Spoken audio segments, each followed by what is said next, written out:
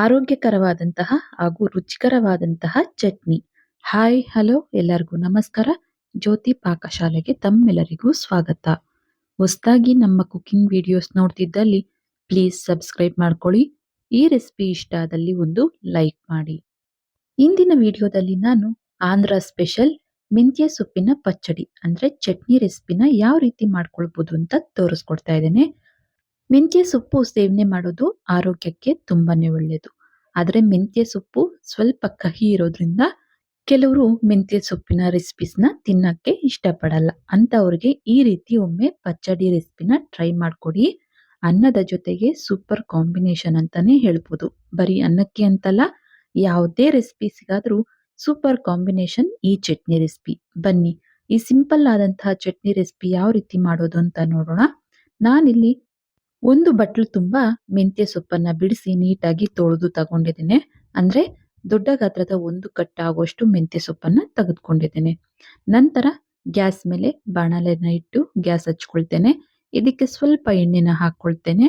ಎಣ್ಣೆ ಲೈಟ್ ಆಗಿ ಬಿಸಿ ಆಗಿದ್ದೇನೆ. 1 ಟೀ ಸ್ಪೂನ್ ಆಗುವಷ್ಟು ಜೀರಿಗೆ, ಅನಂತರ 1 ಟೀ ಸ್ಪೂನ್ ಆಗುವಷ್ಟು ಧನಿಯಾ ಕಾಳನ್ನ ಸೇರಿಸಿ ಸ್ವಲ್ಪ ಇವನ್ನ ಲೈಟ್ ಆಗಿ ಫ್ರೈ ಮಾಡ್ಕೊಳ್ಳೋಣ. ಗ್ಯಾಸ್ ಅನ್ನ ಲೋ ಫ್ಲೇಮ್ ಅಲ್ಲಿ ಇಟ್ಟು ಇವನ್ನ ಫ್ರೈ ಮಾಡ್ಕೋಬೇಕಾಗುತ್ತೆ.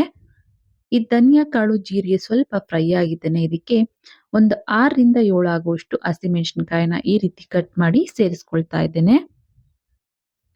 ಹಸಿಮೆಣಸಿನಕಾಯಿನ ಸೇರಿಸಿ ಸ್ವಲ್ಪ ಫ್ರೈ ಮಾಡಿದ ನಂತರ ಈಗ ಇದಕ್ಕೆ ನಾನಿಲ್ಲಿ ಒಂದು 4 ರಿಂದ 5 ಆಗುವಷ್ಟು ಬ್ಯಾಡಗೆ ಮೆಣಸಿನಕಾಯಿನೂ ಸಹ ಕಟ್ ಮಾಡಿ ಇದಕ್ಕೆ ಸೇರಿಸ್ಕೊಳ್ತೇನೆ. ಅನಂತರ 1 ಗಡ್ಡೆ ಆಗುವಷ್ಟು ಬೆಳ್ಳುಳ್ಳಿ, ಅನಂತರ 1 ಟೇಬಲ್ ಸ್ಪೂನ್ ಆಗುವಷ್ಟು ಬಿಳಿ ಎಳ್ಳನ್ನ ಸೇರಿಸಿ ಗ್ಯಾಸ್ ಅನ್ನ ಲೋ ಫ್ಲೇಮ್ ಅಲ್ಲಿ ಇಟ್ಟು ಇವನ್ನ ಸ್ವಲ್ಪ ಫ್ರೈ ಮಾಡ್ಕೊಳ್ಳೋಣ. ಇವೆಲ್ಲವನ್ನ ಚೆನ್ನಾಗಿ ಫ್ರೈ ಮಾಡ್ಕೋಬೇಕಾಗುತ್ತೆ. ನೋಡಿ, ಇವೆಲ್ಲ ಚೆನ್ನಾಗಿ ಫ್ರೈ ಆದ ನಂತರ ಈಗ ಇದಕ್ಕೆ ನಾವು ಬಿಡಿಸಿಟ್ಟಂತಹ ಮೆಂತ್ಯ ಸೊಪ್ಪನ್ನ ನಾನಿಲ್ಲಿ ಸೇರಿಸ್ಕೊಳ್ತಾ ಇದ್ದೇನೆ. ಆದಷ್ಟು ಈ ಪಚ್ಚಡಿ ಮಾಡಲಿಕ್ಕೆ ನಾವು ಮೆಂತ್ಯ ಸೊಪ್ಪನ್ನ, ಎಳೆ ಮೆಂತ್ಯ ಸೊಪ್ಪನ್ನ ಬಳಸಲಿಕ್ಕೆ ಟ್ರೈ ಮಾಡಬೇಕಾಗುತ್ತೆ. ಮೆಂತ್ಯ ಸೊಪ್ಪನ್ನ ಸೇರಿಸಿ ಇದನ್ನ ಮಿಕ್ಸ್ ಮಾಡ್ಕೊಳ್ಳೋಣ. ಗ್ಯಾಸ್ ಅನ್ನ ಲೋ ಫ್ಲೇಮ್ ಅಲ್ಲಿ ಇಟ್ಟು ಇದನ್ನ ಮಿಕ್ಸ್ ಮಾಡ್ತಾ ಚೆನ್ನಾಗಿ ಬೇಯಿಸ್ಕೋಬೇಕಾಗುತ್ತೆ. ಈ ಮೆಂತ್ಯ ಸೊಪ್ಪಲ್ಲಿ ಇರುವಂತಹ ನೀರಿನ ಅಂಶ ಎಲ್ಲ ಡ್ರೈ ಆಗಬೇಕು. ಅಲ್ಲಿವರೆಗೂ ಇದನ್ನ ಈ ರೀತಿ ಮಿಕ್ಸ್ ಮಾಡ್ತಾ ನಾವು ಬೇಯಿಸ್ಕೋಬೇಕಾಗುತ್ತೆ. ಮೆಂತ್ಯ ಸೊಪ್ಪು ಸೇವನೆ ಮಾಡೋದು ಆರೋಗ್ಯಕ್ಕೆ ತುಂಬಾನೇ ಒಳ್ಳೆಯದು. ಆದ್ರೆ ಸ್ವಲ್ಪ ಕಹಿ ಇರೋದ್ರಿಂದ ಯಾರು ಅದನ್ನ ತಿನ್ಲಿಕ್ಕೆ ಇಷ್ಟಪಡಲ್ಲ. ಹಾಗಾಗಿ ಈ ರೀತಿ ಒಮ್ಮೆ ಚಟ್ನಿ ಅಥವಾ ಪಚ್ಚಡಿನ ಟ್ರೈ ಮಾಡಿ. ತುಂಬಾನೇ ಟೇಸ್ಟಿಯಾಗಿರುತ್ತೆ. ಬಿಸಿ ಅನ್ನಕ್ಕೆ, ರೊಟ್ಟಿಗೆ ಎಲ್ಲಾನು ತುಂಬಾನೇ ರುಚಿಯಾಗಿರುತ್ತೆ ಅಂತಲೇ ಹೇಳ್ಬೋದು. ನೋಡ್ಬೋದು, ಈ ರೀತಿಯಾಗಿ ಮೆಂತ್ಯ ಸೊಪ್ಪು ಎಲ್ಲ ನೀರಿನ ಅಂಶ ಡ್ರೈ ಆಗುವವರೆಗೂ ನಾವು ಇದನ್ನ ಚೆನ್ನಾಗಿ ಫ್ರೈ ಮಾಡ್ಕೋಬೇಕಾಗುತ್ತೆ. ನೋಡಿ, ಮೆಂತ್ಯ ಸೊಪ್ಪು ಎಲ್ಲ ಚೆನ್ನಾಗಿ ಫ್ರೈ ಆಗಿದೆ. ಈಗ ಗ್ಯಾಸ್ ಅನ್ನ ಆಫ್ ಮಾಡಿ ಇವನ್ನ ಒಂದು ಬಟ್ಲಿಗೆ ಸಪರೇಟ್ ಆಗಿ ತೆಗೆದುಕೊಳ್ತೇನೆ. ನಂತರ ಅದೇ ಬಾಣಲಿನ ಗ್ಯಾಸ್ ಮೇಲೆ ಇಟ್ಟು ಗ್ಯಾಸ್ ಅನ್ನ ಹಚ್ಕೊಳ್ತೇನೆ. ಇದಕ್ಕೆ 1-2 ಟೇಬಲ್ ಸ್ಪೂನ್ ಆಗುವಷ್ಟು ಎಣ್ಣೆನ ಹಾಕೊಳ್ತೇನೆ. ಎಣ್ಣೆ ಲೈಟ್ ಆಗಿ ಬಿಸಿ ಆಗಿದ್ದೇನೆ. ಒಂದು 3 ಮೀಡಿಯಂ ಗಾತ್ರದ ಟೊಮೆಟೊ, ಚೆನ್ನಾಗಿ ಹಣ್ಣಾಗಿರುವಂತಹ ಟೊಮೆಟೊನ ಇದಕ್ಕೆ ಕಟ್ ಮಾಡಿ ಸೇರಿಸ್ಕೊಳ್ತೇನೆ. ಎಣ್ಣೆಯಲ್ಲಿ ಈ ಟೊಮೆಟೊನ ಚೆನ್ನಾಗಿ ಸಾಫ್ಟ್ ಆಗಿ ಬೇಯೋವರೆಗೂ ಬೇಯಿಸ್ಕೊಳ್ಬೇಕಾಗುತ್ತೆ. ನೋಡಿ, ಟೊಮೆಟೊ ಚೆನ್ನಾಗಿ ಫ್ರೈ ಆಗ್ತಿದ್ದಾವೆ.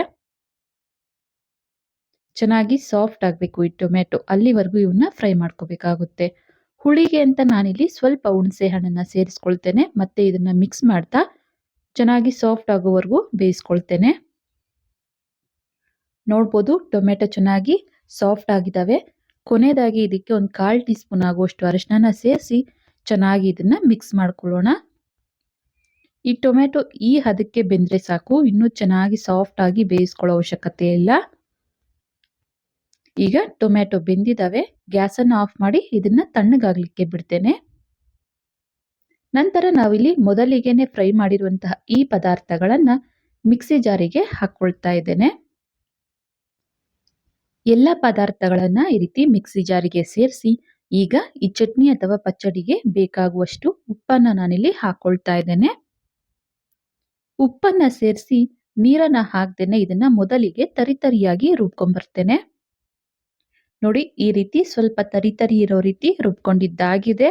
ಈಗ ಇದಕ್ಕೆ ನಾವು ಎರಡನೇ ಸರಿ ಬೇಯಿಸ್ಕೊಂಡಿರುವಂತಹ ಟೊಮೆಟೊ ಮಿಶ್ರಣನ ಹಾಕೊಳ್ತಾ ಇದ್ದೇನೆ. ನೋಡಿ ಬೇಯಿಸಿರುವಂತಹ ಈ ಟೊಮೆಟೊ ಮಿಶ್ರಣನ ಸೇರಿಸ್ಕೊಳ್ತಾ ಇದ್ದೇನೆ. ಟೊಮೆಟೊ ಮಿಶ್ರಣನ ಸೇರಿಸಿ ನೀರನ್ನ ಹಾಕೊಳ್ದೇನೆ ಇದನ್ನ ತರಿ ತರಿಯಾಗಿ ರುಬ್ಕೊಬೇಕು. ನೋಡಿ ಈ ಹದಕ್ಕೆ ರುಬ್ಕೋಬೇಕಾಗುತ್ತೆ. ಜಾಸ್ತಿ ನುಣ್ಣಗೆ ರುಬ್ಬದೇನೆ ಸ್ವಲ್ಪ ತರಿ ತರಿ ಇರೋ ರೀತಿ ರುಬ್ಕೊಳ್ಬೇಕಾಗುತ್ತೆ. ಈಗ ಚಟ್ನಿ ರೆಡಿ ಆಗಿದೆ. ಈ ಚಟ್ನಿನ ಒಂದು ಬಟ್ಲಿಗೆ ಸಪ್ರೇಟ್ ಆಗಿ ತೆಗೆದುಕೊಳ್ತೇನೆ. ಚಟ್ನಿನ ಒಂದು ಬಟ್ಲಿಗೆ ಸಪ್ರೇಟ್ ಆಗಿ ತೆಗೆದುಕೊಂಡಿದ್ದೇನೆ. ಈಗ ಈ ಚಟ್ನಿಗೆ ಒಗ್ಗರಣೆ ಮಾಡ್ಕೊಳ್ಳಿಕ್ಕೆ ಅಂತ ಗ್ಯಾಸ್ ಮೇಲೆ ಈ ರೀತಿ ಚಿಕ್ಕ ಕಡಾಯಿನ ಇಟ್ಟು ಗ್ಯಾಸ್ ಅನ್ನು ಹಚ್ಕೊಳ್ತೇನೆ. ಈ ಬಾಣಲೆಗೆ ಸ್ವಲ್ಪ ಎಣ್ಣೆನ ಹಾಕೊಳ್ತೇನೆ. ಎಣ್ಣೆ ಲೈಟ್ ಆಗಿ ಬಿಸಿಯಾಗಿದ್ದೇನೆ. ಸ್ವಲ್ಪ ಸಾಸಿವೆನ ಹಾಕೊಳ್ತೇನೆ.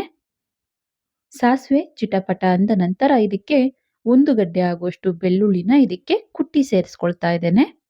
ಅನಂತರ ಒಂದು 2 ರಿಂದ 3 ಒಣಮೆಣಸಿನಕಾಯಿನ ಮುರಿದು ಸೇರಿಸ್ತೇನೆ. ಹಾಗೇನೆ ಸ್ವಲ್ಪ ಕರಿಬೇವನ್ನ ಸೇರಿಸ್ಕೊಳ್ತೇನೆ. ಈ ಬೆಳ್ಳುಳ್ಳಿ ಲೈಟ್ ಆಗಿ ಕಲರ್ ಚೇಂಜ್ ಆಗುವವರೆಗೂ ಇವನ್ನ ಫ್ರೈ ಮಾಡ್ಕೋಬೇಕಾಗುತ್ತೆ. ಸ್ವಲ್ಪ ಈ ಬೆಳ್ಳುಳ್ಳಿ ಕಲರ್ ಚೇಂಜ್ ಆದ್ರೆ ಸಾಕು, ಒಗ್ಗರಣೆ ರೆಡಿ ಆದಂಗೆನೆ. ನೋಡಿ ಬೆಳ್ಳುಳ್ಳಿ ಚೆನ್ನಾಗಿ ಫ್ರೈ ಆಗಿದಾವೆ, ಒಗ್ಗರಣೆ ರೆಡಿ ಆಗಿದೆ.